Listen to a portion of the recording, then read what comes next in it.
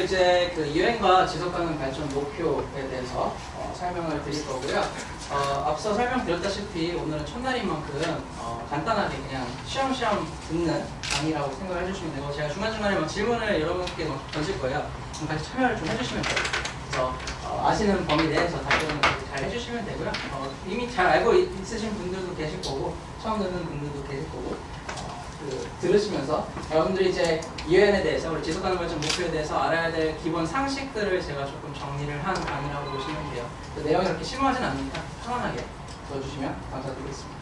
자, 그럼 먼저 이제 유엔에 대해서 이제 알아보도록 할 텐데요. 유엔에 대해서 알아보려면, 그 기관에 대해서 이제 알려면 그 기관의 설립 배경, 그다음에 역사에 대해서 좀 알아봐야겠죠. 그래서 먼저 유엔의 설립 과정에 대해서 좀 설명을 드리도록 하겠습니다. 자, 유엔이 설립되기 전에 전 세계적으로 큰 사건 두 개가 있죠. 뭐죠? 네, 세계 1차 대전과 세계 2차 대전이 있었고, 세계 1차 대전으로 인해서 생긴 유엔의 모태가 되는 기관이 있죠. 어떤 게 있죠? 네, League of Nations 국제 연맹이 1920년 1월 10일에 창설을 하게 됩니다. 이렇게 창설이 됐고, 이제 세계 1차 대전을 이제 겪으면서 국가들이 더 이상 이런 전쟁을 겪지 말아야겠다, 평화 유지 차원에서 국제 연맹을 창설을 하게 됐는데 어떻게 됐죠? 네, 망했어요. 네, 실제 망했어요. 네. 전쟁이 일어나게 됐죠. 세계 2차 대전이 터지게 됐고, 독일 히틀러가 어디를 공격하게 되죠? 처음으로? 네, 뒤에 준영씨? 뭐라고 하셨죠? 준영씨, 네. 폴란드. 네, 폴란드를, 독일 히틀러가 폴란드를 침공하면서부터 이제 영국과 프랑스가 독일에 전쟁 선포를 시작하면서 세계 2차 대전이 시작을 하게 됩니다. 1939년 9월 3일에. 지구 반대편, 전쟁이 계속 이루어지고 있고 이렇죠. 지구 반대편에서 어디를 침공하게 되죠? 네, 일본이 한국을요? 아니요. 일본이 진주만에 공격을 하게 되면서 1941년 12월 7일에 진주만을 공격하면서 이제 미국이 연합국에 합류를 해서 세계 2차 대전이 점점 커지고 있습니다. 그래서 유럽 지역뿐만 아니라 아시아 지역에서도 점차 확대가 되면서 전쟁이 크게 일어나고 있어요. 그래서 결국에는 추축국, 독일, 이탈리아, 일본을 비롯한 몇 개 국가들이 모인 추축국과, 그 다음에 미국, 영국, 소련, 프랑스 등 한 26개국이 모인 연합국가의 전쟁이 이루어지게 되는데요. 1942년에 1월에 연합국들이 모여가지고 공동 선언을 하게 됩니다. Declaration by United Nations라고 하게 되는데요. 이 공동 선언이 중요한 이유는 뭐가 처음으로 등장을 하게 됐을까요? 적혀 있는 대로 무슨 용어가 처음 등장하게 되죠? UN이라는 용어가 최초로 등장하게 됩니다. 이 1942년 1월에 연합국 공동 선언을 통해서 UN이라는 용어가 최초로 등장을 하게 되는데요. UN이라는 용어 처음으로 제안한 분이 누굴까요? 네, 미국의 루즈벨트 대통령이 처음으로 제안을 하게 됩니다. 그래서 26개국이 모여가지고 이 국제연합 창설을 위한 연합국의 노력을 천명하는 공동선언을 하게 되고요. UN 용어가 최초로 등장을 했고, 그 용어를 최초로 제안한 분이 미국의 루즈벨트 대통령이라는 거 기억을 해두시면 좋을 것 같습니다. 자, 그 뒤에 이어서 이제 그럼 1942년부터 UN이라는 용어가 최초 등장을 하게 되고, 이때부터 이제 UN 설립을 위한 준비가 지속적으로 이루어졌다라고 보시면 될 것 같아요. 1943년 10월과 12월에 이제 모스크바랑 그다음에 테헤란에서 이제 미국, 영국, 소련이 회담을 하게 되고요. 이 회담을 통해서 그 평화유지기구, 평화유지기구라고 말하는 것은 이제 세계 2차 대전을 종결시키고 그거를 이제 평화를 유지하기 위한 그 기구, 국제연합, UN을 설립하기 위한 그 조기 필요성에 대해서 합의를 하게 됩니다. 그래서 사진에 작아서 잘 안 보이시겠지만 미국, 영국, 소련을 대표했던 분들 세 분인데 누구죠? 네, 영국의 처칠, 그 다음에 미국은 루즈벨트 대통령, 그 다음에 맨 왼쪽에 군복 입고 계신 분, 소련의 누굴까요? 수염을 이렇게 길고, 네, 스탈린. 이렇게 세 분이 모여가지고 회담을 해서 평화유지기구, 국제연합의 조기 필요성에 대해서 합의를 하게 됩니다. 그 회의를 이어서 이제 1944년 여름과 가을에 덤바튼 오크스 제안이라는 게 이제 나오게 됐는데요. 덤바튼 오크스 혹시 어디 있는지 알고 계신가요? 기억해 볼까요? 어디서 모였을까요? 스위스? 아니야. 한국? 영국? 아니야. 캐나다? 캐나다? 아니야. 미국? 네, 미국의 수도 어디죠? DC? 네, 워싱턴 DC 외곽에 있는 지명 이름 중 하나가 덤바튼 오프스인데 거기서 이제 모여가지고 제안을 이제 제시하게 됩니다. 그래서 여름에 한 번, 가을에 한 번 회의를 총 2번에 걸쳐서 했는데요. 이때 당시 회의 참가자는 총 4개 국가였는데 첫 번째 여름에 3개 국가, 그 다음에 뒤에 가을에 3개 국가가 모여가지고 회의를 해서 이 제안을 만들게 됩니다. 이 회의를 2번에 걸쳐서 했는데 첫 번째 여름 때 8월부터 9월까지 진행했던 회의 때 참석했던 국가 어디일까요? 네, 미국, 영국, 그 다음에 네, 그때 당시 소련, 네, 미국, 영국, 소련, 그 다음에 가을 9월부터 10월 진행했을 때 미국, 영국, 프랑스 아니에요. 어딜까요? 자, 미국, 영국, 소련이 여름에 한 번 했었고, 네, 미국, 영국, 중국이 가을에 9월부터 10월에 회의를 진행하게 됩니다. 자, 이 4개 국가가 그냥 한 번에 모여가지고 회의를 진행하면 되지 왜 굳이 2번에 걸쳐서 3개 국가씩 나눠서 했을까요? 네, 중요한 건 아닌데 그냥 제가 그냥 여러분께 그냥 물어보는 겁니다. 네, 왜 그랬을까요? 중국이 내전이 있어서 싸워서? 아니에요. 저 비슷한 뭐 가는 길인데 다른 이유가 있어요. 자, 미국, 영국, 소련, 미국, 영국, 중국. 그러면 그때 당시 중국이랑 소련의 사이. 네, 정확하게 짚어주고 계신데 왜 그랬을까요? 무슨 사이 때문이었죠?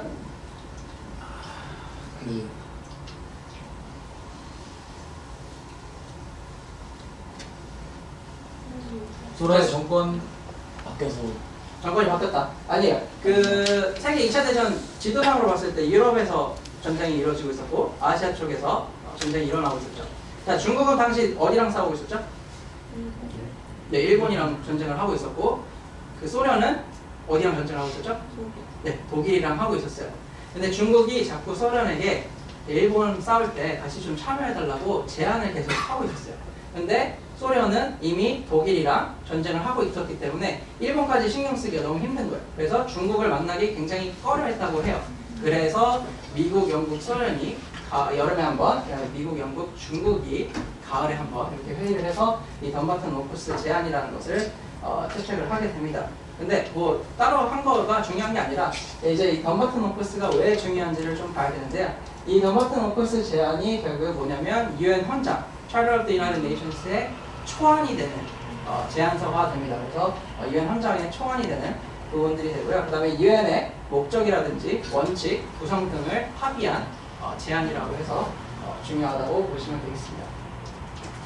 자, 그 다음에 이어서 1945년 2월 11일에 얄타, 소련 흑해 연안 쪽에 위치한 얄타에서 회담을 또 하게 되는데요. 그 회담에서 또 이루어진 게 그때 당시 덤바튼 오프스 제안 때 합의하지 못했던 사항들, 예를 들어 안보리의 표결 방식이라든지 그때 당시 미결되었던 사항들에 대해서 이제 세 개 국가가 또는 이제 중국이 추후에 포함돼서 4개 국가가 합의를 해서 이제 1945년 4월 26일에 샌프란시스코 회의가 개최가 됩니다. 이때 당시 연합국 국가들이 모여가지고 회의를 하게 되고 6월 25일에 그 UN 헌장을 채택하고 6월 26일에 50개국이 UN 헌장을 서명함으로써 1945년 10월 24일에 UN이 공식 출범하게 됩니다.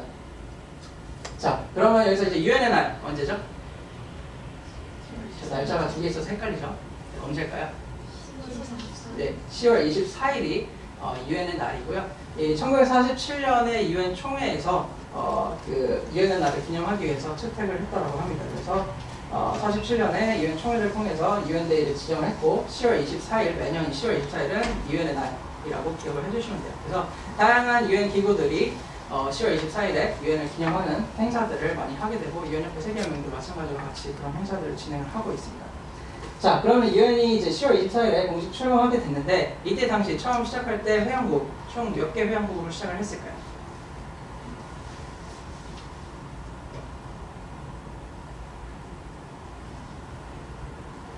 답이 앞에 있는 것처럼 보이죠? 답이 뭘까요? 50개국. 네, 그렇게 이렇게 쉬운 질문이었으면 제가 답변에서는 질문 안 드렸겠죠. 50개국 플러스 하나가 있습니다. 자, 어딜까요? 5 플러스 1이. 자, 독일이 최초로 침공했던 세계 2차 대전. 네, 폴란드가 1945년 10월 15일에 유엔 헌장을 서명하게 되면서 이제 24일에 공식 출범할 때 회원국은 총 51개국으로 시작을 하게 됩니다. 그래서 유엔은 1945년 10월 24일에 공식 출범하게 됐고요. 유엔 본부가 설립된 거는 뉴욕에서 시작하지 않았어요.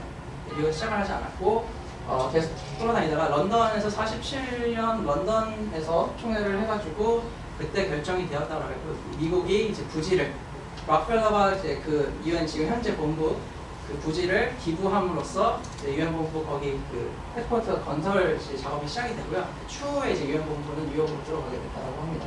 참고 사항도 알아두시면 좋을 것 같고요.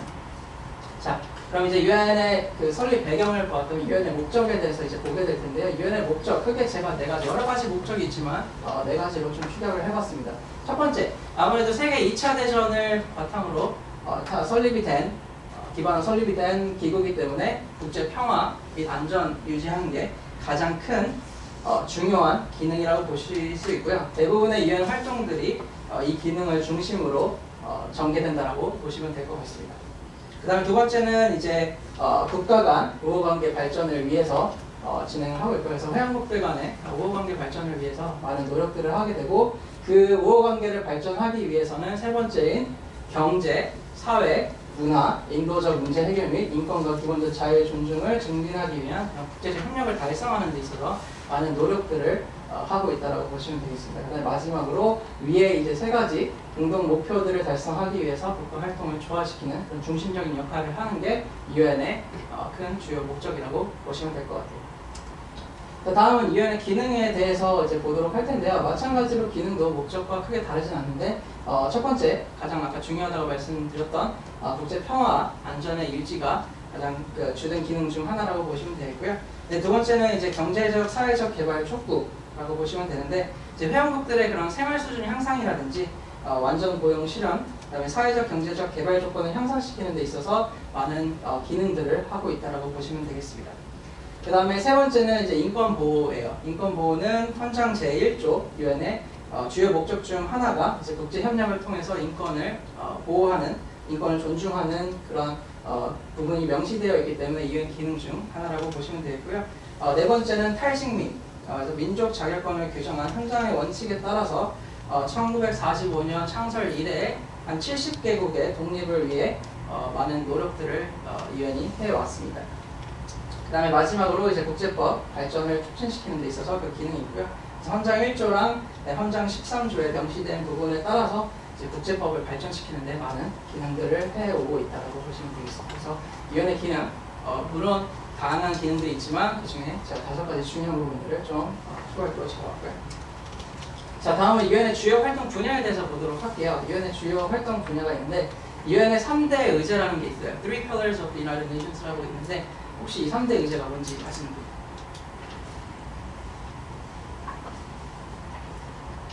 유엔의 가장 중요한 의제 3가지라고 보시면 되는데 뭘까요? 자, 당연히 아까 유엔 기능과 목적 첫 번째 뭐였죠?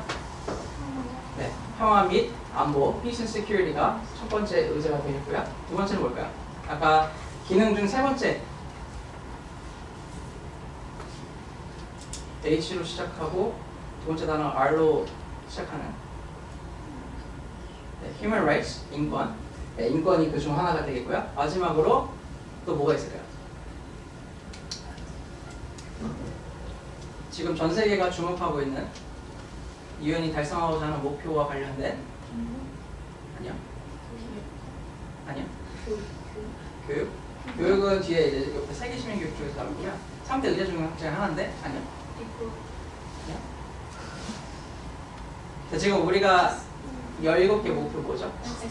네, SDG인데 그 목표를 설정한 게 뭐죠? 네, Sustainable Development, 개발인데 지속 가능한 발전.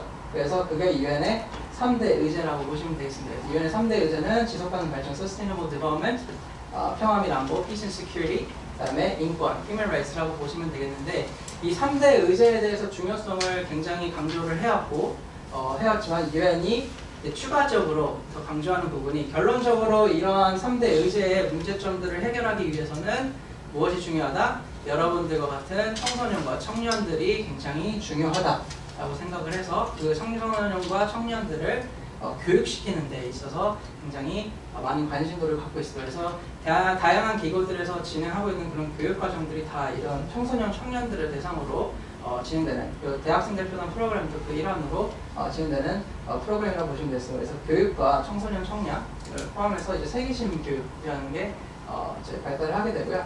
그래서 이렇게 유엔의 주요 활동 분야는 크게 5가지라고 보시면 되겠습니다. 유엔의 3대 의제를 포함한 교육과 청소년, 청년 분야 활동 분야도 추가가 된다고 보시면 될 것 같아요.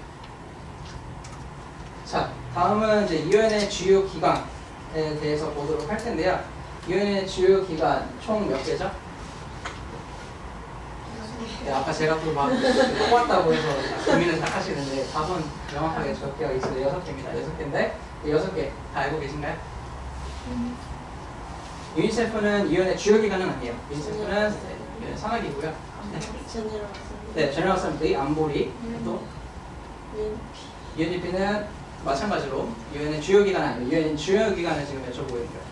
그래서 말씀하셨던 유엔 총회, 그 다음에 안보리, 또 뭐가 있을까요? 유엔에스캡도 그냥 지역, 경제사회위원회죠. 네. 근데 그거와 비슷한 이름의 명칭을 가진 그 주요 기관이 있어요.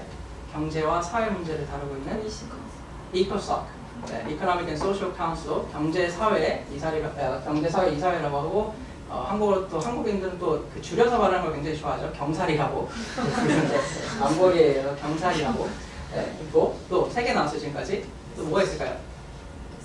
네, Security Council 아까 말했던 안보리가 SC고요. Security Council 아직 3개 남았습니다. 네, Justice 뭐가 들어가요? 네, 뭐예요? Justice는 끝에 들어가고요. 앞에 2단어가 들어가는데.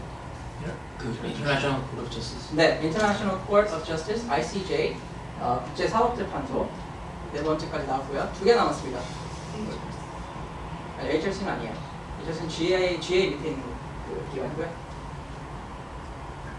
뭐 2개가 남았을까요? 자, 사무총장님이 이제 수장으로 있는 뭐죠? 제너럴 어셈블리는 유엔 총회고요. 사무총장님이 수장으로 있는 데가 있어요. 그걸 뭐라고 하죠? 사무총장 영어로 뭐죠? 네, 방금 말씀하셨는데 네, 사무국, Secretariat이 유엔의 주요 기관 중 하나고요. 그럼 하나 남았죠? 볼까요? 자, 유엔의 주요 기능 중 하나였던 4번째 혹시 기억하시나요? 4번째 뭐였죠? 네, 그거랑 관련된 기구가 있어요. 기관이 T로 시작해요. 영어로 하면 T로 시작하고 한국어로 하면 신으로 시작하는 신. T로 시작하고 영어로 하면 T로 시작하고 한국어로 하면 신으로 시작하는. 자, 대신 통치하는 걸 뭐라고 그러죠? 신탁통치. 네, 신탁통치 이사회 Trusteeship Council이 마지막 6번째 유엔 주요 기관 중 하나라고 보시면 되겠습니다. 그래서 유엔의 주요 기관 총 6개 잘 알아두시면 좋을 것 같아요. 그래서 유엔 총회, 유엔 총회는 다들 잘 아시죠? 뉴스 보시면 금박 유엔 로고 크게 박혀있는, 그리고 또 뭐 문재인 대통령을 비롯해서 뭐 다양한 국가 수장들이나 이렇게 엄청 큰 회의장, 거기가 유엔 총회 회의장이고요. 그 다음에 안전보장 이사회, Security Council도 아마 많이 들어보셨을 거예요. 북핵 관련해서 많이 다루는 이사회고, 경제사회 이사회, 국제사법재판소, 사무국, 신탁통치 이사회 이렇게 총 6개가 있는데요. 이 6개 중에서 이제 여러분들이 궁금증 가질 만한 게 앞에 색깔을 보시면 나머지는 다 파란색인데 하나가 노란색으로 표시가 되어 있습니다. 왜 그럴까요? 잘 몰라서, 사람들이 잘 몰라서. 좋은 게스였어요. 신탁통치 필요할 때만 갑자기 생각나요. 필요할 때만 갑자기 생겨난다. 접근법은 좋았지만 아니에요. 왜 그럴까요? 우리나라랑 관련이 깊어서 아니라 운이 많아서 다른 게 있어. 기능을 하고 있지 않아서. 기능을 하고 있지 않아서. 네, 정확한 정답입니다. 네, 그러니까 6개 주요기관, 헌장의 유엔의 주요기관은 총 6개로 명시가 되어 있지만 Trusteeship Council은 더 이상 활동을 하지 않는 기관입니다. 1994년 11월에 팔라우 신탁 통치가 종료됨으로써 이제 활동이 종료가 되었어요. 그 전까지 이제 유엔은 신탁 통치를 통해서 11개국에 대한 그런 독립을 지원을 했다라고 하고요. 마지막 신탁 통치 지역 팔라우 섬을 끝으로 1994년 11월 1일에 활동이 종료된 기관입니다.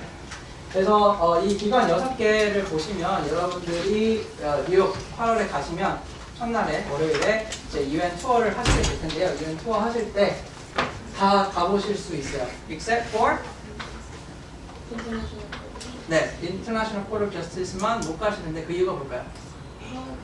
네, 저는 뉴욕에 있지 않고 헤이그에 있습니다. ICJ는 헤이그에 있고 나머지는 다 이제 뉴욕에 있는데 신탁통치이사회 회의장도 여러분들 가보실 수가 있어요. 그래서 그 투어 하실 때 운이 좋으면 요 4개 다, 5개 다 죄송해요. 사무국은 어차피 거기가 그 사무국 근무하시는 그 UN 본부 건물이 사무국이고 나머지 4개 회의장을 가보실 수가 있는데 또 운이 안 좋으면 그날 또 중요한 회의가 있고 하면 또 못 들어가시는 부분들이 있으니까 그날 운명을 여러분들께 맡겨보도록 하겠습니다.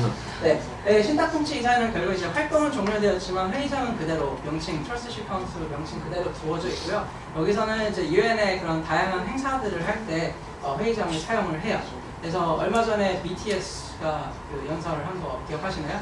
그 회의 장소가 바로 Trusteeship Council 장소예요. 거기 이제 다양한 UN 행사들, 그리고 저희 평창 올림픽 할 때 그 UN에서 행사했을 때, 기념 행사했을 때 했던 장소도 Trusteeship Council 회의장이었고요.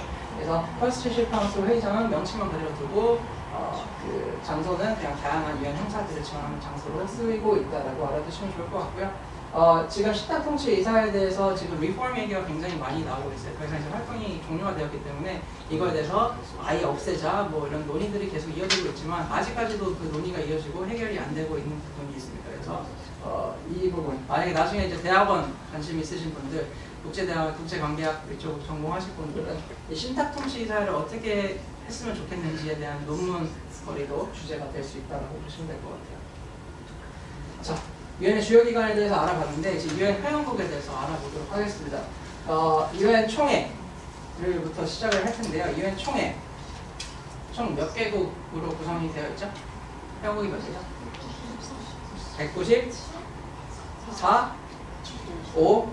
네, 다양한 의견들이 나오고 있습니다. 업앤다운 할까요? 다운이에요, 다운. 네, 193이 정확합니다. 193개국으로 구성이 되어 있고요. 자, 많은 발전이 있었죠. 처음에 시작할 때 1945년 10월 24일에 시작할 때 51개국에서 지금 193개국으로 늘어났습니다. 우리나라 혹시 언제 가입하셨는지 아시나요? 1997년, 1994년 다양한 의견들이 나오고 있는데요. 이것도 업앤다운 가보도록 할게요. 다운이에요. 90? 4년? 4년 다운. 1987년? 92년 다운. 91년? 네, 정확합니다. 91년 9월 17일에 가입을 하게 됐고요. 남한과 북한이 각시 동시 가입을 하게 됐죠. 그 이유에 대해서는 조금 이따가 추가적으로 설명드릴 텐데 1991년 9월 17일에 대한민국은 유엔 회원국이 되었고요. 얼마 되지 않았죠? 네, 제가 강의를 이제 나갈 때 여러분들 그때 몇 살이었어요? 이렇게 물어보면 다들 이제는 지금 태어나지 않았더라고. 아니, 저도 깜짝깜짝 놀랍니다. 그래서 저도 이제 나이를 먹고 있다는 증거겠죠. 네, 그래서 1991년 9월 17일에 북한과 같이 동시 가입을 하게 됐고 북한은 160번째, 그다음에 대한민국은 161번째로 가입이 됩니다. 그 이유를 뭔지 아시나요? 왜 북한이 160, 대한민국이 161번째일까요? 네, 영어 표기명 때문에 그래요. 북한의 공식 명칭은 DPRK, Democratic People's Republic of Korea에서 D로 시작하고 우리나라는 Republic of Korea에서 R로 시작하기 때문에 북한이 160번째, 그 다음에 우리나라가 161번째로 가입을 하게 됩니다. 가입 일자는 똑같아요. 1991년 9월 17일. 이라고 알아두시면 되고. 가장 최근에 가입한 국가 어딜까요? 저 어떻게 알았어요? 네, 맞아요. 제가 1996년부터 2001년까지 수단에서 살다 왔는데 그때 당시는 이제 하나 국가였어요. 수단이 하나 국가였는데 안타깝게도 내전이 계속 남쪽 지역에서 이루어지고 있었고 안타깝게 2011년 7월 14일에 수단과 남수단이 이제 분단 국가가 되면서 남수단이 가장 최근에 가입한 국가였습니다. 그래서 2011년 7월까지 7월 13일까지는 192개 회원국이었다가 7월 14일 이후에는 지금 현재까지 수인 193개국이라고 알아두시면 좋을 것 같아요. 자, 유엔 총회에 대해서 좀 알아보자면 유엔 총회는 전 유엔 회원국 대표로 구성되는 유엔의 최고 기관이고요. 중심 기관으로서의 기능을 수행을 하고 있다고 보시면 되겠습니다. 그래서 국제 평화, 안전 유지, 국제 협력의 촉진, 신탁 통치 등 헌장의 범위 내에 있는 모든 것들을 다룬다라고 보시면 되겠고요. 단 안전보장 이사회에서 다루고 있는 주제에 대해서는 유엔 총회에서 다룰 수가 없습니다. 그래서 안전보장 이사회에서 예를 들어서 뭐 북핵에 대해서 다루고 있다. 라고 하면 유엔 총회에서는 그 주제에 대해서 다룰 수가 없고요. 안보리에서 다루고 있기 때문에 그런 부분들이 있다는 거 알아두시면 되겠고, 그 다음에 주요 기관의 이사국을 선출하는 그런 기능들을 갖고 있어요. 그래서 예를 들어 뭐 10개 그 안보리 비상임 이사국을 선출하는 부분들이 있고요. 54개 경제사회 이사회 그 이사국을 선출하는 역할들, 그다음에 ICJ 재판관을 선출하는 기능 등등등이 있다라고 보시면 되겠습니다. 네, 마지막으로 안보리의 권고에 따라서 유엔 사무총장을 임명하는 그러한 기능도 갖고 있다라고 보시면 되겠습니다. 유엔 총회에 대해서 알아봤고요. 다음은 안보리를 보도록 할게요. 그 전에 넘어가서 유엔 총회 안에서도 총 몇 개의 위원회로 구성이 되는데 몇 개의 위원회로 구성이 될까요? 제 질문이 많죠? 근데 답은 쉬워요. 유엔은 중복되는 숫자를 굉장히 좋아하는 것 같아요. 자, 6개 주요 기관, 몇 개의 위원회로 구성되어 있죠? 네, 6개 위원회로 구성이 되어 있습니다. 그래서 유엔 총회 안에 6개 위원회로 구성이 되어 있고요. 워낙 광범위한 주제들을 다루고 있기 때문에 6개 위원회로 나뉘어서 다양한 주제들에 대해서 토의를 하고 있습니다. 그래서 1위원회 같은 경우에는 이제 군축 및 국제 안보 문제에 대해서 다루고 있고요. 2위원회는 경제 개발 및 금융 문제에 대해서 다루고 있고, 3위원회는 사회적, 인도적 및 문화적 문제에 대해서 다루고 있고, 4위원회는 특별정치 및 탈식민 문제에 대해서 다루고 있고, 5위원회는 행정 및 예산 문제에 대해서, 그래서 유엔의 예산을 다루는 데가 5위원회라고 보시면 돼요. 5위원회. 그 다음에 6위원회는 legal issues, 법률 문제에 대해서 다루고 있어요. 그래서 유엔 총회 안에서도 6개 위원회로 나뉘어서 회의가 진행된다라고 보시면 될 것 같습니다. 자, 다음은 안보리, 안전보장이사회로 가보도록 할게요. Security Council인데 유엔에서 가장 강력한 힘을 갖고 있는 주요 기관 중 하나라고 보시면 돼요. 그 이유에 대해서 알아볼 텐데, 안보리 몇 개의 회원국으로 구성되어 있죠? 5개? 업이에요. 6개? 7개? 업? 25개. 좀 많이 갔어요. down? 9개? 업? 13개. 13개? 업? 20개. 20개? down? 16개. 16개 근접해 가고 있습니다. down. 네, 15개. 정답입니다. 15개. 15개로 구성이 되어 있고요. 5 permanent member, 그다음에 10 non-permanent member로 구성이 되어 있습니다. 한국어로 하면 상임 이사국과 비상임 이사국으로 구성이 되어 있는데, 상임 이사국, permanent member, 어디죠? 미국, 중국, 영국, 러시아, 그다음에 네, 프랑스. 이게 그때 2차 세계대전 승전국들로 구성이 되어 있다고 보시면 되고요. 이 5개 회원국, 상임이사국은 무슨 파워를 갖고 있죠? 네, 비토 파워를 갖고 있어서 영어로 비토 파워, 한국어로는 거부권이라고 하는데, 이 거부권이 왜 중요하냐면 유엔 안보리에서 이제 결의안을 채택할 때, 표결을 할 때 보통 이제 9개국 이상의 찬성표를 받아야지 채택이 되는데, 만약에 9개 표 이상을 찬성표를 받았다 하더라도 이 상임이사국, permanent member 5개국 중 한 국가라도 반대를 표시하게 되면 그 결의안은 자동적으로 탈락을 하게 됩니다. 채택이 되지 않는다. 그만큼 안보리의 상임이사국 5개국 중 한 명이라도 반대를 한 명이나 한 국가라도 반대를 하게 되면 바로 그 채택이 안 되는 그런 막강한 힘을 갖고 있다고 보시면 될 것 같아요. 자, 그 비상임이사국 10개국은 이제 아까 말씀드렸다시피 유엔 총회에서 선출을 하게 되고요. 2년 임기예요. 임기가 2년이고 연임이 불가능합니다. 그래서 지역, 유엔의 지역이 크게 5개 지역으로 이제 분리가 되는데, 그 5개 지역 분등하게 수를 정해가지고 유엔 총회에서 매년 5개국씩 선출을 하고 있습니다. 2년 단위니까 2년 중에 1년은 5개국 선출하고 다음 해 5개국 선출하고 이런 식으로 임기가 10개국은 들어간다라고 보시면 돼요. 그래서 아프리카 및 아시아 지역의 국가들 중에서 5개국이 선출이 되고요. 동유럽 1개국, 중남미 2개국, 그다음에 서유럽 및 기타 그룹에서 2개국이 선출된다라고 보시면 되겠습니다. 그래서 이사님 이사국은 그렇게 2년마다 돌아간다라고 보시면 되고, 자, 안보리가 중요한 부분은 유엔은 세계 정부가 아니죠.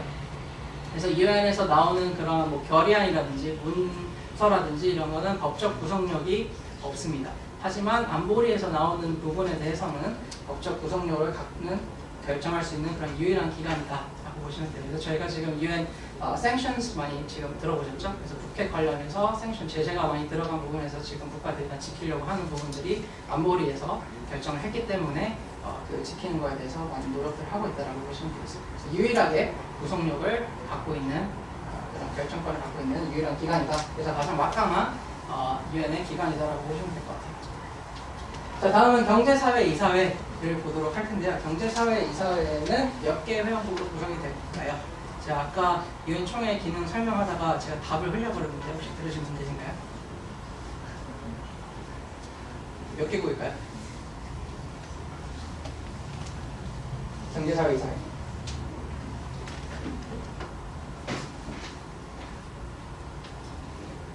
Any guess? 30. 좋은 게스지만 업이에요. 39. 업. 42개. 업. 50. 53개.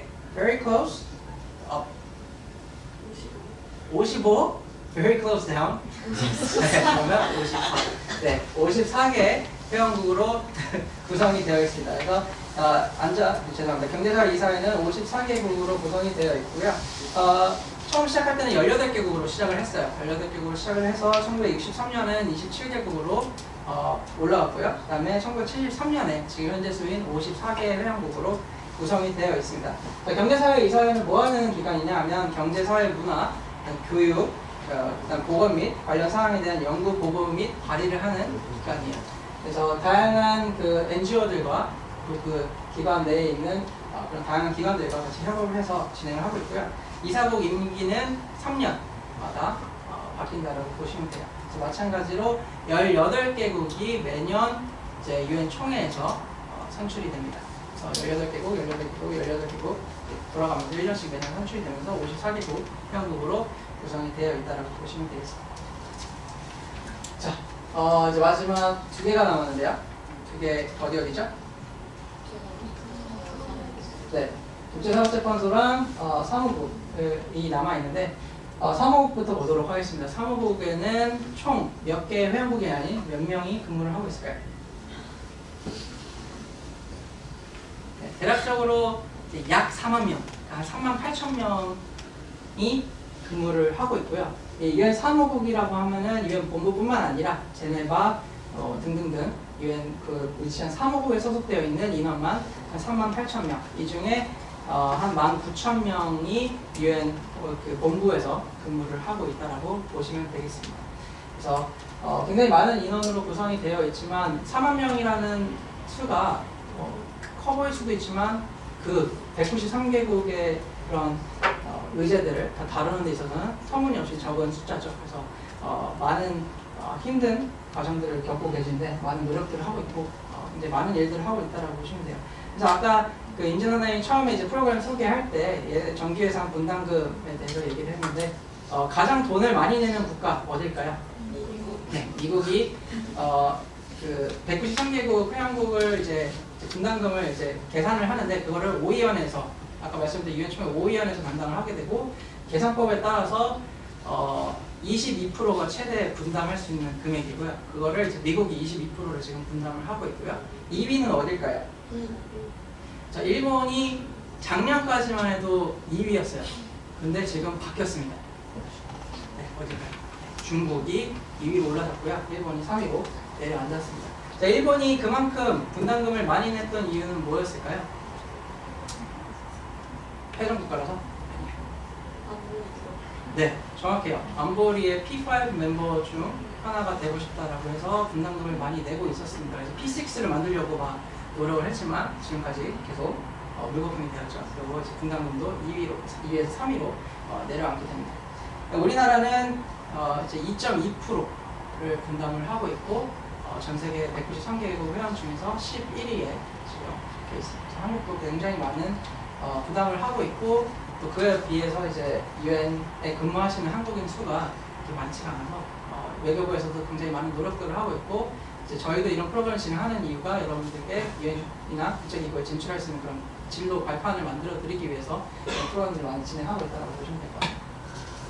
자, 마지막 이제 국제사법재판소가 남았는데 여기는 당연히 회원국이 아니라 뭐죠? 무엇으로 구성이 되어 있죠? 재판소니까 누가 계시죠? 저주로 구성이 되어 있죠. 재판관으로 구성이 되어 있습니다. 그래서 회원국이 아니라 재판관으로 구성이 되어 있고 유엔은 아까 중복되는 숫자를 굉장히 좋아한다고 했는데 국제사법재판소의 재판관 총 몇 명으로 구성이 되어 있을까요? 6명이라고 제가 나올 줄 알았지만 네, 다른 숫자예요. 9명? 9명 반복되는 숫자가 없죠? 네, 15명. 이 정도입니다. 안보리에 15개국이 있듯이 그 국제사법재판소에 15명의 재판관으로 구성이 되어 있고 마찬가지로 9명 이상의 재판관이 그 판결을 할 때 동의를 해야지만 그쪽으로 판결이 내려진다고 보시면 돼요. 국제사법재판소 같은 경우는 이제 국가 분쟁을 다루는 재판소고요. 유엔 회원국이 다 그 재판소 안에 이제 분쟁을 이제 제소를 할 수 있는데 제소를 하려면 두 국가 분쟁 해당되는 두 국가가 합의를 해야지만 국제사법재판소에 이제 재판을 의결해서 그 판결을 받을 수 있다라고 합니다. 그래서 지금 우리 이제 국제사법재판소 얘기를 하면 가장 많이 나오는 사례 중 하나가 가장 많이 나오는 얘기 중 사례가 아니라 얘기 중 하나가 어디죠? 독도 문제 관련해서 일본은 지속적으로 ICJ로 그 독도 문제를 해결하기 위해서 끌고 가려고 하고 있고 우리나라는 반대를 하고 있습니다.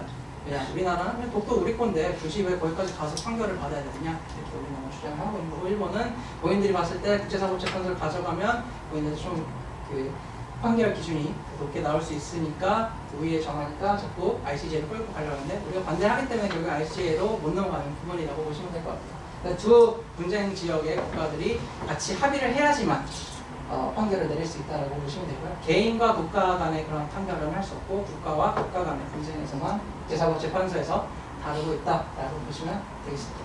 그래서 유엔 회원국 주요 기관들 좀 알아봤고요. 설명드렸던 대한민국이 1991년 9월 17일에 가입을 했다. 아까 그 제가 설명드린다고 했던 부분이 그러면 대한민국은 왜 이렇게 늦게 1945년 유엔이 설립됐는데 91년에 가입했던 이유가 무엇일까요? 바로 무엇 때문이죠? 국가랑 먼저 그 회원국을 이제 가입시키는 데 있어서 결정하는 기관이 총 2개의 기관이 있습니다. 그 중에 첫 번째 스크리닝을 하는 곳이 어디죠? 어딜까요? 가장 막강한 힘을 갖고 있는 네, 안보리에서 유엔 회원국 스크리닝 과정을 진행하고 있습니다. 그래서 우리나라 같은 경우에는 그때 냉전 시대였죠. 1990년대 이전이 냉전 시대였기 때문에 우리나라가 가입을 하려고 하면 어디가 반대하죠? 네, 소련이랑 중국이 반대를 하고 북한이 가입을 하려고 하면 미국, 영국, 프랑스가 반대를 하고 계속 이렇게 엎치락뒤치락 하다가 여기 소련이 붕괴하면서 1990년대 이제 냉전 체제가 붕괴되고 나서 그쪽으로 대한민국과 북한이 동시 가입을 하게 되었어요. 그래서 1991년에 드디어 유엔 회원국을 가입했다라고 보시면 될 것 같습니다. 자, 유엔 본부 및 사무소 위치를 좀 볼 텐데 유엔 본부는 당연히 어딘지 다들 아시겠죠? 8월에 가시니까 네, 뉴욕에 있죠. 뉴욕에 있고 그다음에 유엔 주요 사무소가 또 있는데요. 사무소가 지도상에 봤을 때 유엔 본부를 제외해서 3개가 위치해 있는 것으로 보이는데 어디일까요? 네, 제네바 갔다 오셨으니까 네. 그다음에 또 있을까요? 자, 저기 제네바 옆에 겹치는 데는 조금 헷갈리니까 밑에 거부터 볼게요. 아프리카에 위치해 있고요. 아니요, 소말리아 아니죠? 네, 케냐, 나이로비 네, 사무소가 하나 있고 또 그럼 다시 이제 유럽으로 가서 제네바 근처에 있고 우리나라에서는 소세지로 유명합니다. 그러면 독일이라고 많이 얘기를 하시는데 그 소세지 말고 우리가 잘 아는 조그마한 소세지 있죠? 네, 비엔나 소세지. 오스트리아, 네, 오스트리아 빈에 위치해 있습니다. 그래서 UN 본부 뉴욕 미국에 있고요. 여러분들 8월에 가는. 그다음에 제네바 사무소, 그다음에 UN 비엔나, 오스트리아에 있는 비엔나 사무소, 그다음에 UN 나이로비 사무소가 케냐에 위치해 있다라고 보시면 되겠습니다. 그래서 UN 본부 및 사무소는 이렇게 있고요. 그다음에 지역 사무소들도 굉장히 많이 있어요. 뭐 태국이라든지 다양한 지역들의 지역 사무소들도 굉장히 많이 있다라고 보시면 되겠습니다. UN 본부 및 사무소, 메인 오피스는 이렇게 4개 있다라고 보시면 되겠습니다. 자, 다음은 이제 United Nations System, UN 체계에 대해서 이제 볼 텐데요. 왼쪽에 보시는 6개 박스가 뭐죠? 네, 지금까지 배웠던 UN의 주요 기관이 명시되어 있는 거고요. 오른쪽이 그 주요 기관 산하에 있는 뭐 산하기구라든지 특별기구, 전문기구 등이 있다라고 보시면 되겠습니다. 그래서 subsidiary organization은 직접적으로 이제 산하기구들을 뜻하게 되는 거고요. 뭐 funds and programs도 마찬가지고, 근데 예를 들어서 뭐 other entities, related organization은 직접적으로 UN 산하기구는 아니지만 UN이랑 특별한 협력기구로서 UN 패밀리 안에 들어가 있는 기구들이라고 보시면 되겠습니다. 예를 들어서 뭐 월드뱅크라든지 뭐 이러한 기구들이 있다라고 보시면 돼요. 그래서 UN 패밀리 안에는 굉장히 많은 기구들이 있다라고 보시면 되겠고, 다양한 업무들을 진행하고 있다고 보시면 되겠습니다. 여기서 이제 제가 보통 강의할 때 많이 설명드리는 부분은 여러분들 이제 진로 관련해서 좀 팁을 드리는 부분인데, 이제 많은 분들이 이렇게 꿈을 가질 때 저는 UN에서 일하고 싶어요를 꿈으로 말하시는 분들이 많이 있어요. 어렸을 때.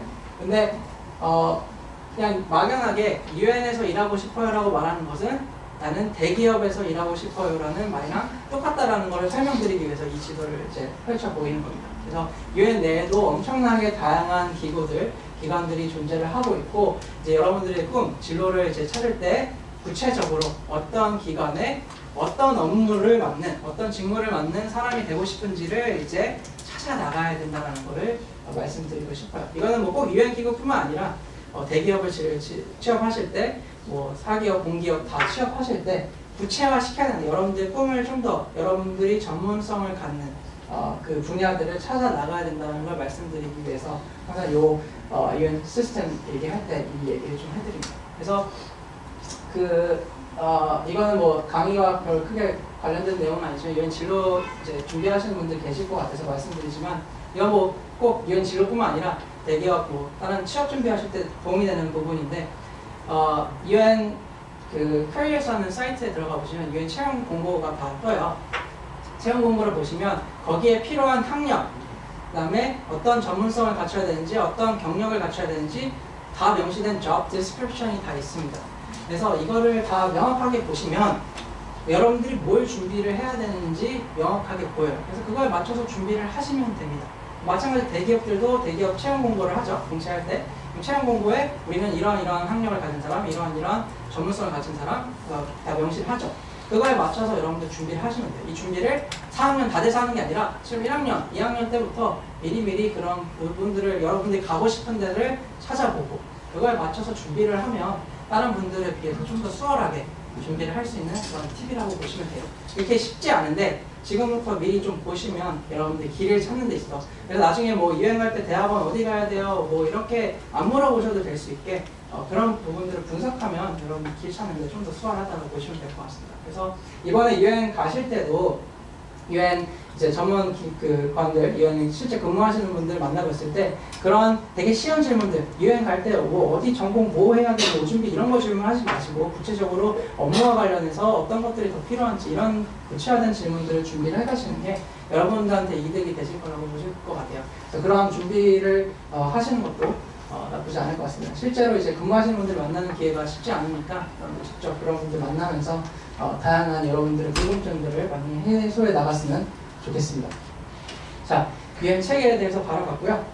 유엔 공식 언어에 대해서 보도록 할게요. 유엔 공식 언어 몇 개 있을까요? 네, 이제 좀 캐치를 하고 계세요. 네, 주목되는 숫자 굉장히 좋아한다고 했어요. 유엔의 공식 언어 총 6개 있는데요. 뭐죠? 네, 영어, 스페인어, 중국어, 프랑스어, 러시아. 아랍어, 러시아어 총 6개가 있어요.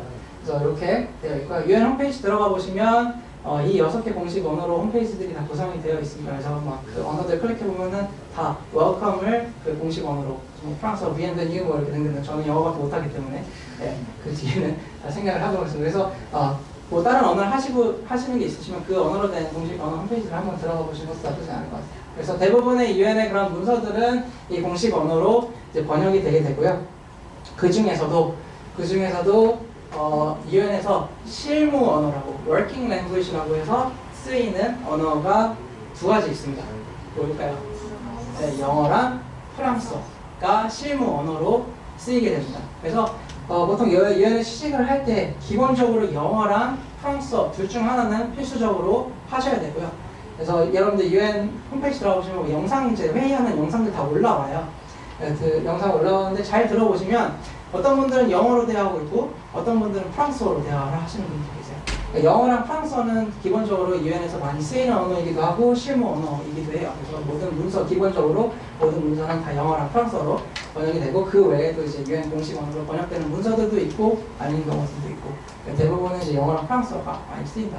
그래서 UN 취업 준비하시는 분들은 기본적으로 이 두 개 언어를 중에 하나는 필수적으로 하시고 그다음에 그 외에 또 제2 외국어를 하시면 플러스 점수가 될 수 있다라고 보시면 될 것 같아요. 자, 어느 수준으로 영어를 하고 프랑스어를 해야 되냐? 일단은 기본 소통이 다 원활하게 돼야겠죠. 전문적으로 UN에서 다른 의제들에 대해서 전문적으로 소통을 할 수 있는 그 수준이 되어야 되고 그 중에서 영어 듣기, 뭐 말하기, 쓰기, 읽기 중에서 좀 더 비중이 중요한 부분은 어딜까요? 무엇일까요? 네, 아무래도 쓰기가 조금 많이 비중이 커요. 제 이제 주변에도 지인 중에 이제 UN에서 근무하시는 분들이 계신데 근데 쓰기 때문에 힘들어하세요. 본인이 제출했던 보고서 다 빨간색으로 막 체크돼가지고 돌아오기도 하고 그래서 글 쓰는 것 때문에 많이 힘들어하시는 분들이 굉장히 많은데 UN에서는 쓰기가 특히 가장 중시가 되고 있습니다. 말하기는 사실 뭐 어느 정도 소통되고 의미 전달하면 좋은데 모든 것들을 이제 기록으로 남겨야 되니까 문서 보존을 또 해야 되기 때문에 이제 문서 작업이 굉장히 중요하고 쓰기가 그 중에서 비중이 가장 높다라고 보시면 될 것 같아요. 다 그런 건 아니지만 대체적으로 일단 쓰기가 원활하게 그 UN에 또 맞는 그 양식이 있어요. 그래서 그 양식을 따라하는 게 참 많이들 어렵다라고 해요. 그래서 지금 뭐 3년 근무하신 지 3년 넘은 제 아는 형도 페이북에 맨날 글 올려요. 글쓰기 때문에 힘들다 하고 아직도 지금 빨간색으로 막 비가 내린다 막 이런 식으로 쓰신 분들이 쓰기 굉장히 중요하고 그 외에도 다 중요합니다. 다 중요한데 이제 쓰기가 더 중요하다라는 거 말씀을 드리고 싶습니다.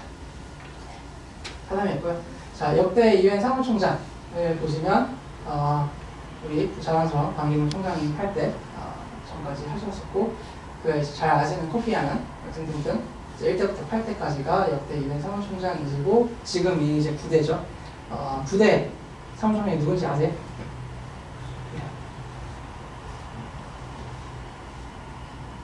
네, 잘 아는 것 같은데 자신 있게. 네, 안토니오 구테레스 맞아요. 네, 포르투갈 분이고요. 지금 현재 9대 방기문 총장님 뒤에 이어서 이제 9대 사무총장직을 맡고 계십니다. 자, 사무총장의 임기는 정확하게 헌장상 명시되어 있지는 않다라고 하는데요. 일단은 관습상 통상적으로 임기 한 번에 5년까지 하게 되고 연임이 한 번 가능하다라고 합니다. 그래서 총 2번까지 그래서 최장 10년까지 하실 수가 있다라고 보시면 되겠고 그래서 방기문 총장님을 비롯해서 대부분의 사무총장님들 다 10년을 하셨는데 날짜들 보시면 몇몇은 짧은 분들도 계세요. 그래서 아까 제가 UN의 기능 설명하면서 사무총장은 어디서 선출한다고 했죠? 인준은 UN 총회에서 하고 그 후보자들을 어디서 거르느냐? 안보리에서 거른다. 안보리에서 거른데 마찬가지로 여기에 어디 입김이 가장 많이 들어가겠죠? 결국엔? 네, 상임이사국 P5 멤버스의 입김이 굉장히 많이 들어갑니다. 그래서 사무총장직도 참 어려운 직이에요.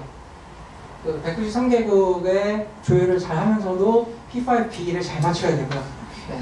P5에 못 보이게 되면 중간에 잘리는 경우도 있어요. 그래서 그 중에 잘리신 분들도 몇 분 계시고 또 몇몇 분은 이제 그 삼성장직을 하시다가 어디 뭐 미얀마 내전이 있어서 비행기 타고 가시다가 비행기가 추락해서 승직하신 분도 계시고, 그래서 임기는 그래서 좀 다양하다라고 보시면 돼요. 그래서 일단은 기본 임기는 5년, 그다음에 연임이 한 번 가능해서 최장 10년까지 가능하다라는 걸 그냥 알아두시면 될 것 같고요.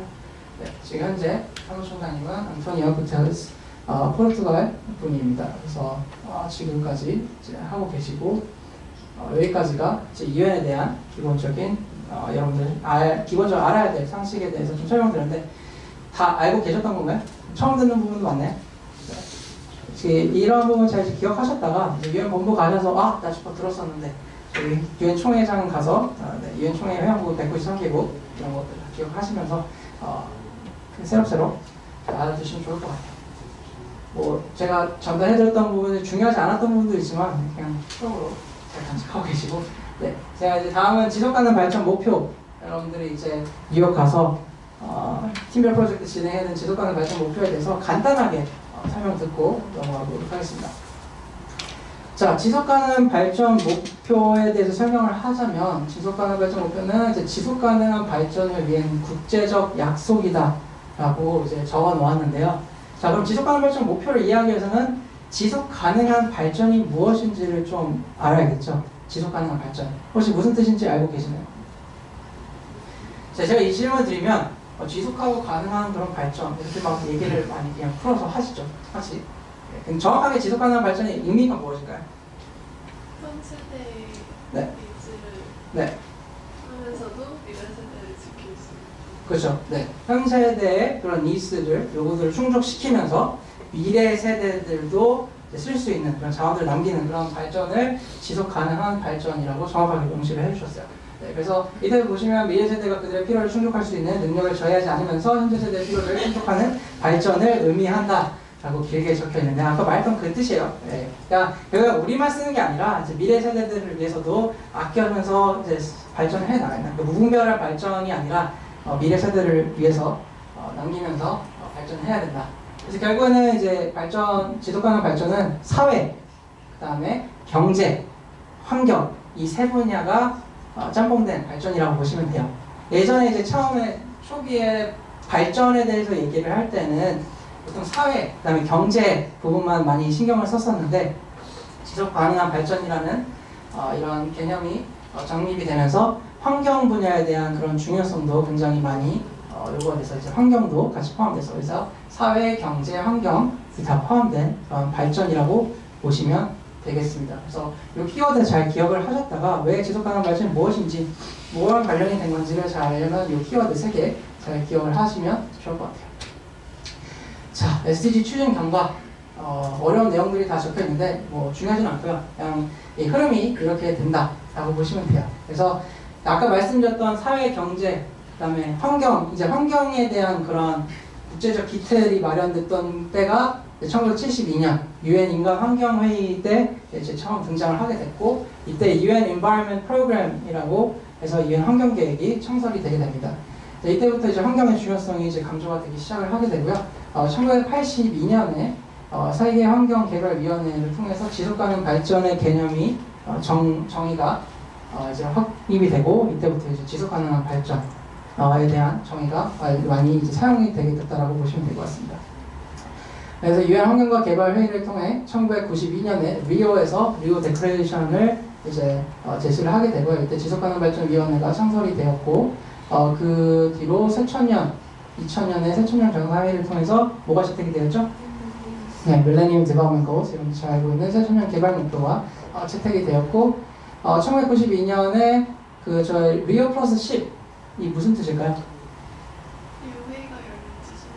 네, 맞아요. 저는 예전에 이거 잘못 알고 있어가지고 막 리오에 10개국 뭐 더해하고 막 이런 걸로 제가 대학교 다닐 때 좀 안 좋게 생각을 하고 있었는데, 1992년에 리오 데클레이션 나오고 나서 10년 뒤 2002년에 리오 플러스 10이라고 해가지고 이때 요하네스버그 UN 계획이 이제 나오게 되고, 2007년에 UN CST 지속가능 발전 지표가 이제 만들어지게 되고, 2012년에 리오 플러스 20 리오 데클레이션 20년 후인 2012년에 리오 플러스 20을 통해서 지속가능 발전을 위한 체계가 강화되면서 2015년에 새천년 개발 계획이 개발 목표가 종료되면서 SDG를 이제 만들게 되고 SDG를 2016년부터 2030년까지 진행을 하게 됩니다. 2015년 9월 25일에 UN 회원국 전체 193개국이 이제 합의를 한 목표라고 보시면 되겠고요. 바로 이전인 MDG와 SDG에 대해서 간단히 좀 설명을 드리자면 MDG는 2000년 새천년 개발 회의를 통해서 채택이 되었고 2001년부터 2015년 약 15년간 진행됐던 목표입니다. 그래서 총 8개 목표, 21개의 세부 목표로 구성이 되어 있고요. 그에 반해 이제 여러분들 지금 알고 있는 SDG는 2015년에 채택이 돼서 2016년부터 2030년까지 15년 목표로 잡았고 17개 목표, 그다음에 169개 세부 목표로 구성이 되어 있습니다. 그래서 목표로 봤을 때도 굉장히 많은 발전이 있었다라고 보시면 되고요. 대상을 보면 MDG는 개발도상국 중심으로 이루어졌어요. 그래서 모든 초점이 다 개도국을 어떻게 발전시켜 나가야 되는지에 대한 초점으로 맞춰져서 진행이 됐었고, 그에 반해서 SDG는 MDG를 통해서 많은 그런 교훈점들을 바탕으로 개도국의 초점을 개도국에만 맞춰서는 안 된다. 선진국도 같이 참여를 해야 되고, 선진국 안에서도 개도국이 갖고 있는 문제들이 다른 방향으로 다 있기 때문에 빈곤 문제라든지 이런 부분들도 개도국에만 있는 문제가 아니라 선진국 안에서도 있는 문제이기 때문에 개도국, 선진국 공통의 문제로 바라보고 SDG가 이제 더 확대돼서 대상이 선택되었다라고 보시면 되겠습니다. 네, 분야는 MDG는 이제 사회 분야 중심, 의료라든지 빈곤, 교육 등 사회 분야 중심으로 이루어졌다라고 보면 SDG는 경제, 사회, 환경 모든 것들이 다 통합적으로 고려돼서 만들어진 목표라고 보시면 되겠고, 또 마지막으로 참여는 MDG 때는 이제 정부 중심으로 정부 기관들만 위주로 참여를 했다라고 하면 MDG를 바탕으로 SDG는 정부만 해서는 안 된다. 모든 이해관계자들, 기업이라든지 시민사회 다 참여해야지만 달성할 수 있다라고 해서 모든 이해관계자가 참여하는 그런 목표로 채택이 되었다라고 보시면 돼요. 그래서 MDG를 바탕으로 많은 그런 발전들도 이루어졌지만 미흡했던 부분들을 보완해가지고 SDG가 탄생했다라고 보시면 되고, MDG 초반에 만들어질 때는 MDG는 그냥 소수의 전문가들이 모여서 만들었다 하면 SDG는 다양한 이해관계자들이 처음부터 다 참여를 해가지고 만들어진 목표라고 보시면 되겠습니다. 자, 이렇게 비교가 되고요. SDG의 구성 체계를 보면 17개 목표가 있고, 그 다음에 160개의 세부 목표와 지표로 이제 구성이 된다고 보시면 되고요. 목표는 이제 그러니까 되게 원대한 꿈이라고 보시면 돼요. 꿈 17개가 있는 거고, 그 17개의 꿈을 달성하기 위해서 169개의 세부 목표들이 있다고 보시면 돼요. 그 다음에 그거를 달성을 어떻게 해가고 있는지 평가하는 게 바로 지표가 된다고 보시면 되겠습니다. 그래서 대학생 대표단을 프로그램을 예를 들면, 여러분들이 이제 대학생 대표단 프로그램을 통해서 아마 세우신 원대한 꿈은 이 프로그램을 잘 맞추자가 원대한 꿈이면, 그 원대한 꿈을 어떻게 이룰지 세부 목표. 나는 국내 교육 1차, 2차, 3차 다 참여하고, 또 그 다음에 팀 프로젝트 열심히 참여하고, 이런 것들이 세부 목표가 되겠고요. 그 다음에 그 세부 목표들을 평가하는 지표. 그럼 내가 1차 참여했는지, 2차 참여했는지, 3차 참여했는지 출석 체크하고, 이런 것들이 지표가 되겠죠. 그래서 이런 식으로 SDG가 구성이 되어 있다고 보시면 되겠습니다. 그래서 구성 잘 알아두시면 좋겠고요. 그 다음에 SDG의 5가지 구성 요소 5P라고 부르는데요. 위에 보시면 지구환경, 번영, 사람, 평화, 파트너십 이렇게 총 5개의 분야가 있는데 앞에 다 P로 시작하죠. 그래서 5P라고 불리는데요. SDG를 이제 구성하는 데 있어서 그냥 SDG가 막 만들어진 게 아니라 17개 목표가 그 아까 말씀드렸던 그 사회, 그 다음에 경제, 환경에 다 맞춰서 진행됐다고 보시면 돼요. 그래서 지구환경, 환경 관련된 거는 다시 설명드릴게요. 사람, 이 사람이라는 거는 사회 부분에 말씀을 드린 거고, 사람과 관련된 거는 1번부터 6번 이 사회 관련된 목표라고 보시면 되겠고요. 그 다음에 옆에 번영, prosper이는 경제개발 관련된 거고, 경제개발은 7번을 제외한 8번부터 11번까지가 이제 그 경제개발 관련된 부분. 그 다음에 마지막으로 환경 관련된 거는 7번을 포함한 12번, 13, 14, 15까지가 이제 환경 관련된 목표라고 보시면 돼요. 그럼 이제 두 개가 남았죠. 16번과 17번. 16번과 17번, 파트너십과 피스 관련된 건데요. 이거는 앞에 환경보호, 경제개발, 사회발전과 관련된 목표들을 달성하기 위한 그런 전제 조건 및 방법이라고 보시면 돼요. 그래서 우리가 파트너십을 통해서 이 앞에 목표들을 달성을 해야 되고, 정의, 평화, 효과적인 제도를 통해서 이 앞에 목표들을 달성해야 된다. 이런 구성으로 SDG가 만들어졌다라고 보시면 되겠습니다. 각각 하나 개개의 목표가 하나씩 그냥 개별적으로 중요한 게 아니라 결국에 17개가 다 연관성이 있고 다 모든 게 아우러지는 그런 목표다라고 보시면 되겠습니다. 이거는 그냥 넘어갈게요. 별로 중요한 건 아니고 2000년 MDG를 통해서 어떻게 줄어들었는지 간단하게 설명하는 그냥 도표인데요. 이런 식으로 우리 2030년에는 극심한 빈곤. 극심한 빈곤이라는 거는 1.9불, 옛날에는 1.25였는데 지금은 1.9불 이하의 하루에 1.9불 이하로 살아가는 사람들을 극심한 빈곤층이라고 보면 돼요. 그래서 그 기준을 바탕으로 2030년에는 그런 사람이 없도록 만들어가는 게 SDG 목표라는 거 설명을 드린 거고요. 네. 기아 정식도 마찬가지로 영양실조에 걸렸던 아이들 수가 이렇게 줄어들었고, 우리 2030년은 영양실조에 걸린 아이들이 없는 세상을 만들어가는 게 SDG의 목표다. 건강 관련해서는 5세 이하의 사망률이 사망자 수가 이렇게 됐는데 이런 식으로 줄여나가자라는 게 목표고요.